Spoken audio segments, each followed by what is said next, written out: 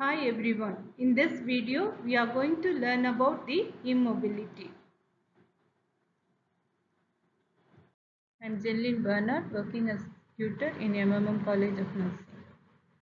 This video will be helpful to learn and understand about the definition of immobility, functional mobility and its types, effects of immobility, and the related nursing diagnosis and the interventions. Mobility is the ability of a patient to change and control their body position. Physical mobility requires sufficient muscle strength and energy along with adequate skeletal stability, joint function and neuromuscular synchronization.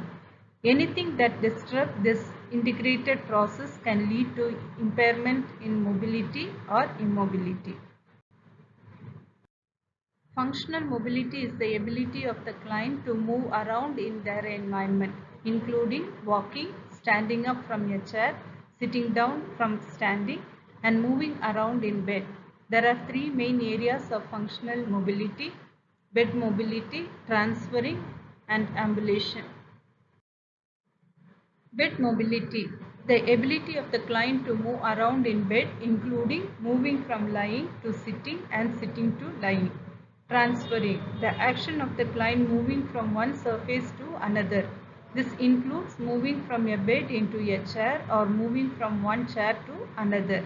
Ambulation, this is the ability to walk and includes assistance from another person or an assistive device such as a cane, walker or crutches. Impaired physical mobility. Impaired physical mobility usually includes impairments in daily life activities such as walking short distance, climbing stairs and showering, etc.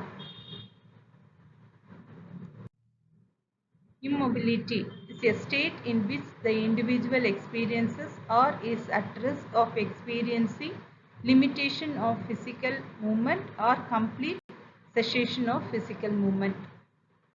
Patterns of immobility. According to the duration, it can be temporary or permanent. Temporary such as following knee arthroplasty and permanent such as paraplegia. And according to the onset, again it can be classified into two, that is sudden onset and slow onset. Sudden onset such as a fractured arm and leg following a motor vehicle accident, and slow onset such as multiple sclerosis. Causes of immobility. The physical factors are: 1. Musculoskeletal disorders like arthritis, osteoporosis, fractures, podiatric problems like Paget's disease also can cause the immobility. Neurological disorders like stroke and Parkinson's disease, cardiovascular diseases like severe congestive heart failure, frequent angina in coronary artery disease, peripheral vascular disease with frequent claudication.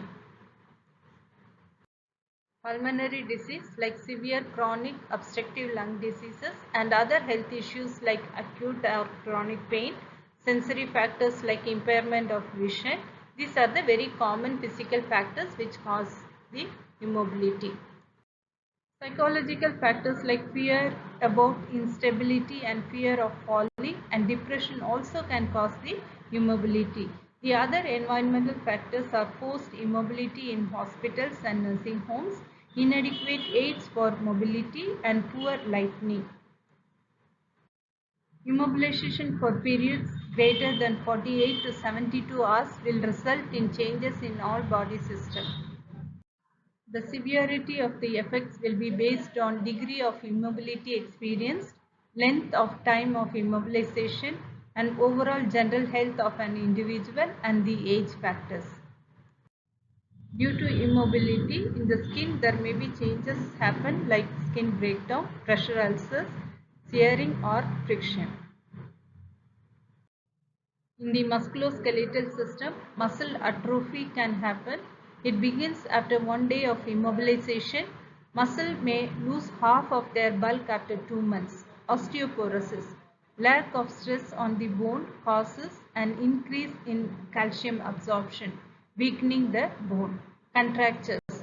Decreases joint Decreased joint movement lead to permanent shortening of muscle tissue. Resistance to stretching due to disuse. Joint stiffness and pain when joints are not given adequate full range of motion lead to the stiffness. Foot drop. Proper dorsiflexion of the ankle is lost and permanent plantar flexion of the foot develops. In respiratory system, risk for hypostatic pneumonia and atelectasis due to decreased depth of respiration, decreased respiratory capacity, decreased ability to clear secretions, and increased respiratory rate. Accumulation of secretions in the lower bronchial tree can block the airway. In cardiovascular system, venous thrombosis and embolism, venous stasis, increased blood coagulability and decreased plasma volume may lead to deep vein thrombosis. Orthostatic hypotension begins after 3 weeks of bed rest. Reasons are excessive pooling of blood in the lower extremities, decreased circulating blood volume. 20 days of bed rest may lead to a 25% decrease in cardiac output. In gastrointestinal system, the immobility leads to decreased peristalsis, constipation, abdominal distension, and also lack of appetite. In nervous system, altered sensation caused by prolonged pressure and continual stimulation of nerves. Initially, the patient will feel pain and then sensation is altered and the patient no longer senses the pain. Electrolyte changes can happen due to immobility. Negative nitrogen balance, hyperglycemia. Symptoms may occur within 2 to 4 weeks. Symptoms include anorexia, abdominal pain, nausea, malaise, headache, polydipsia, polyuria, lethargy, and coma. And also there might be metabolic changes, that is decreased basal metabolic rate that lead to glucose intolerance. In endocrine system, there may be increased secretion of aldosterone, decreased secretion of parathyroid, growth hormone, androgen, and spermatogenesis. In genitourinary system, there may be decreased voiding, which can cause the urinary stasis, urinary retention due to decreased bladder muscle tone, increased risk for urinary tract infection, and also the renal calculi. The psychological changes due to immobility is decrease in self-concept and increase in sense of powerlessness due to inability to move purposefully and dependence on others for assistance for activities of daily living. Body image distortion depends on diagnosis and decrease in sensory stimulation due to lack of activity and altered sleep-wake pattern.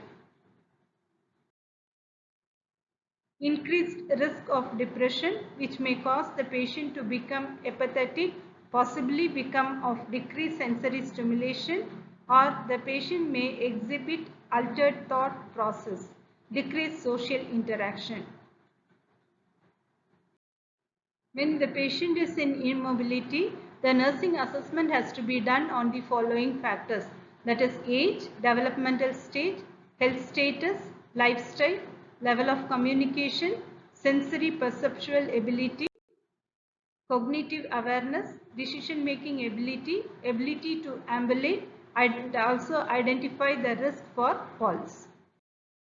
The related nursing diagnoses are risk for injury related to sensory impairment, risk for injury related to cognitive impairment, risk for injury related to medication side effects, risk for injury related to compromised skin integrity, risk for injury related to invasive procedures, risk for injury related to impaired judgment secondary to psychiatric conditions, risk for injury related to environmental hazards.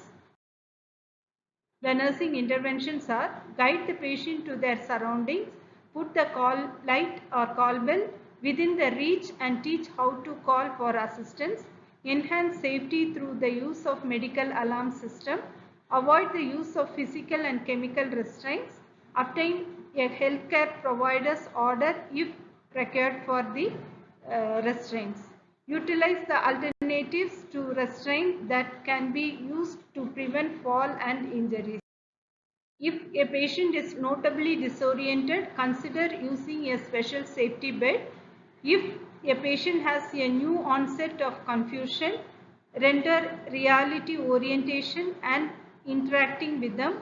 Have family or significant others bring in familiar objects and watches from home to maintain orientation. Ask family or significant other to be with the patient to prevent the incidence of accidental falling or pulling out tubings. Avoid extremes in temperature. Place the patient in a room near to the nurse station. Validate the patient's feeling and concerns related to environmental risk. For patients with visual impairment, educate them and their caregiver to use labels with bright colors in significant places in the environment that must be easily located. That is in the stair edges, stove controls, and also lighting of the switches. Perform hand hygiene. In this video, we have seen about the different effects of immobility, functional declines in all body system related with the immobility, and also the nursing interventions for immobility. The reference I have done from the internet. Thank you.